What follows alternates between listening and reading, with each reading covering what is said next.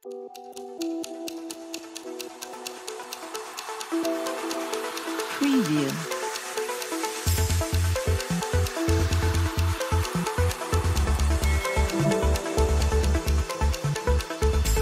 Preview.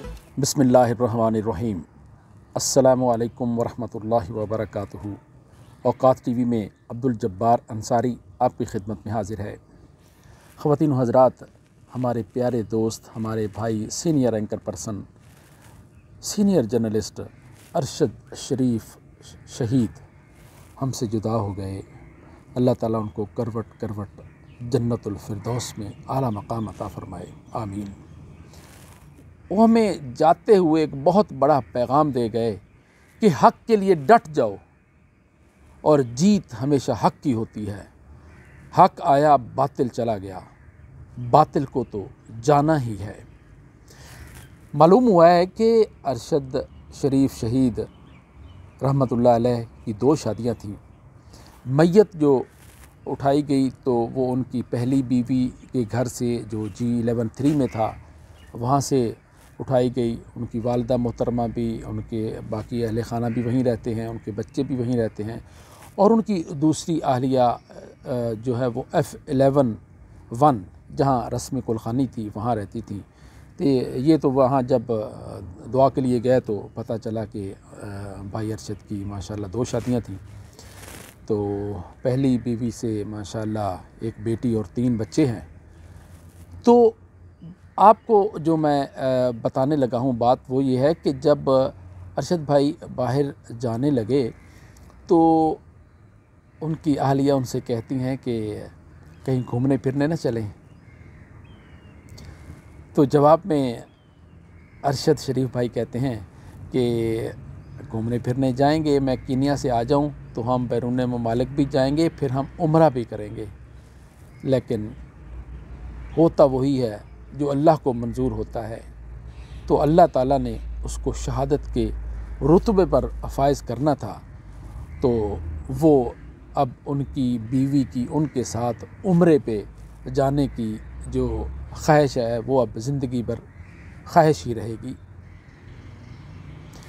सवाल ये पैदा होता है कि वो बाहर क्यों जाना चाहते थे। उनको पता चल गया था कि अब उनको गिरफ़्तार करने के मंसूबे बनाए जा रहे हैं। मुख्तलिफ़ मुकदमात भी उन पर दर्ज थे।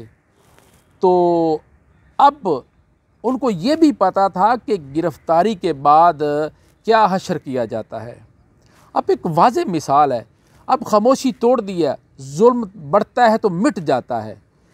अब आज़म सवाती ने जो बताया है कि मेजर जनरल फैसल नसीर और ब्रिगेडियर फ़हीम ने जो उनके साथ सलूक किया है, तो यकीन जानिए हम वहाँ मौजूद थे जब उन्होंने प्रेस कॉन्फ्रेंस की। तो उन्होंने कहा तो मैं तो उस दिन मर गया था जब मेरे साथ ये सलूक किया गया। उनको बरहना किया गया। अगली बात यह है कि बरहना क्यों किया गया, उसके बाद पता नहीं उसके साथ क्या किया, वो बयान नहीं किया जा सकता। मुख्तलिफ़ किस्म की चहमगोइयाँ हो रही हैं। लेकिन अफसोसनाक पहलू ये है कि जो उसने कहा कुछ नहीं, उसने सिर्फ ये कहा कि कपड़े मेरे उतारे गए, मुझे बरहना किया गया। बरहना क्यों किया गया, अब आप ख़ुद ही समझ जाएं कि वो शायर भी कहता है ना कि कुछ भी ना कहा और कह भी गए, कुछ कहते कहते रह भी गए। ये शोरा इकराम भी बड़ी मार्फत की बातें करते हैं। तो अब अरशद शरीफ को ये ख़दशा था कि उनके साथ ये बुरा सलूक होने वाला है, तो उन्होंने शहादत को तरजीह दी और शहादत के रुतबे पर वो फायज़ हो गए। उन्होंने कहा ऐसी ज़िल्लत वाले सलूक से तो शहादत बेहतर है, और वो शहादत के रुतबे पर फायज़ हो गए। अब दूसरी बात यह है कि आज़म सवाती ने जो पाकिस्तान के आर्मी के सुप्रीम कमांडर हैं जनाब डॉक्टर आरिफ अलवी, उनको उन्होंने नाम भिजवाए। तो नाम ऐसे इन्फॉर्म करने के लिए तो नहीं भिजवाए ना, उनको ज़ाहिर है उन्होंने कहा गया कि इन लोगों के ख़िलाफ़ कार्रवाई की जाए। और पता नहीं कितने लोगों के साथ हमने नहीं देखा, लेकिन लग रहा है कि, और ये दूसरी बात ये भी है कि जिनके साथ इस तरह का सलूक होता है भला वो बाहर आके बताता है। ये तो आज़म सवाती को मैं उनकी जुर्रत को सलाम पेश करता हूँ कि जिन्होंने खामोशी तोड़ दी और बता दिए, नाम तक बता दिए। ये पहला शख्स है मेरे ख्याल के मुताबिक कि जिसने, देखें तमाम इदारों में, ख़ानदानों में, ममालिक में, गली मोहल्लों में अच्छे और बुरे लोग होते हैं, तो बुरे लोगों की निशानदही करनी चाहिए। अमर बिल मारूफ़ और नही अनिल मुनकर का जो है ना सिलसिला जारी रहना चाहिए। जो बुरा काम करे उसको सज़ा मिलनी चाहिए और जो अच्छा काम करे उसको जज़ा मिलनी चाहिए। तो अब सुप्रीम कमांडर साहब देखते हैं कि वो इस पर क्या एक्शन लेते हैं, अस्करी क़यादत जो है वो इस पर क्या एक्शन लेती है। तो जो भी किसी भी इदारे में कोई काली भेड़ें हों उनके ख़िलाफ़ कार्रवाई करनी चाहिए। देखिए एक बहुत बड़ा इमेज बना हुआ है पाक आर्मी का। एक तो पहले इमेज जब इन्होंने लाल मस्जिद पे एक शख्स की ख्वाहिश को पूरा करने के लिए लाल मस्जिद पे हमला किया तो इमेज कितना ख़राब हो गया था कि लोग इनको रोड़े वट्टे तक मारने लग गए थे। अब कुछ बेहतर हुआ तो अब इन्होंने फिर वही काम शुरू कर दिया। तो अगर 1-2% आदमी गलत हैं, ब्लैक मेलर हैं, करप्ट हैं, तो उसकी वजह से पूरे इदारे को करप्ट कभी भी नहीं कहा जा सकता। तो यकीनन अच्छे लोग भी हैं, बहुत अच्छे लोग भी हैं, उनकी ISI, हमारी IB, इनके बड़े अच्छे लोग भी इनमें काम करते हैं। तो अब कहते हैं कि एक मछली सारे दरिया को गंदा कर देती है, तो अब उस मछली का कोई बंदोबस्त करना चाहिए ताकि ये तसलसल जारी न रहे। बड़े अफसोस के साथ कहना पड़ रहा है कि अब हमारा इमेज इस हद तक ख़राब हो गया है कि जब देखें अब यूट्यूब का दौर है, मीडिया का दौर है, वो दौर अब ख़त्म हो गया कि आप पाबंदियाँ लगा लेते थे। PTV पाबंद था, अब भी पाबंद है, मखसूस जो है पॉलिसी उसके तहत चलता है। बाकी इदारे हैं उनको ब्लैकमेल किया जाता है कि हम आपको इश्तिहार नहीं देंगे, तब वो भी कोई ख़बर नहीं चलाते। अब वो दौर गुज़र गया। अब जब बच्चे देखते हैं कि आर्मी के लोगों ने ये सलूक किया हमारे लीडरों के साथ, तो यकीन जानिए बच्चे भी मोहल्ले के कह रहे हैं हमने तो आर्मी में नहीं जाना। और बड़ी ये बड़ा लम्हा फ़िक्रिया है, अफसोसनाक पहलू है। ऐसा क्यों हुआ और जिन लोगों की वजह से हुआ उनको कानून के मुताबिक, कानून के दायरे में रहते हुए उनको उनके ख़िलाफ़ कार्रवाई की जानी चाहिए। अब हम बात कर रहे थे अरशद शरीफ शहीद की।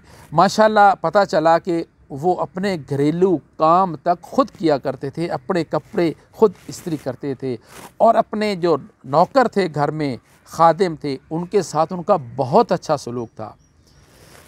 उनको खाना तक वो खुद पेश किया करते थे, दिया करते थे, उनको साथ बिठा के खाना खाया करते थे और अपनी जो बीवियां थीं उनके साथ उनका बहुत अच्छा सलूक था। अपने बच्चों के साथ, अपने अहले खाना के साथ।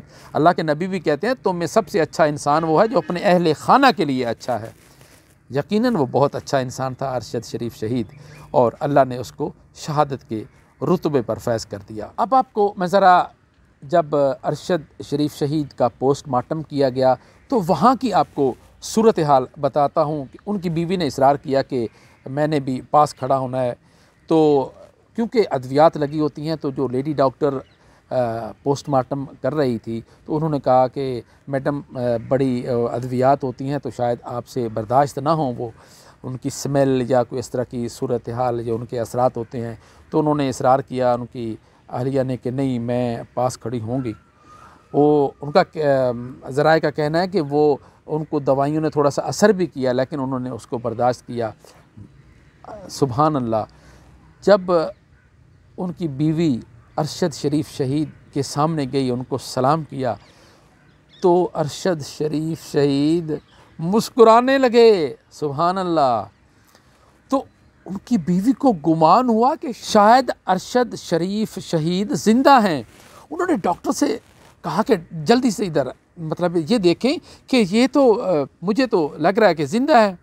तो डॉक्टर ने कहा कि शहीद जो है ना वो ज़िंदा होता है, लेकिन ये मुस्कुरा भी रहे हैं, मैं भी देख रही हूँ कि मुस्कुरा रहे हैं, लेकिन इनकी रूह कफ़्स अंसरी से प्रवास कर गई है। तो उन्होंने उनका पोस्टमार्टम किया। हमारे भाई अरशद शरीफ शहीद की रस्म कुलखानी में मुख्तलिफ़ मकतबा फ़िक्र के लोग शरीक हुए।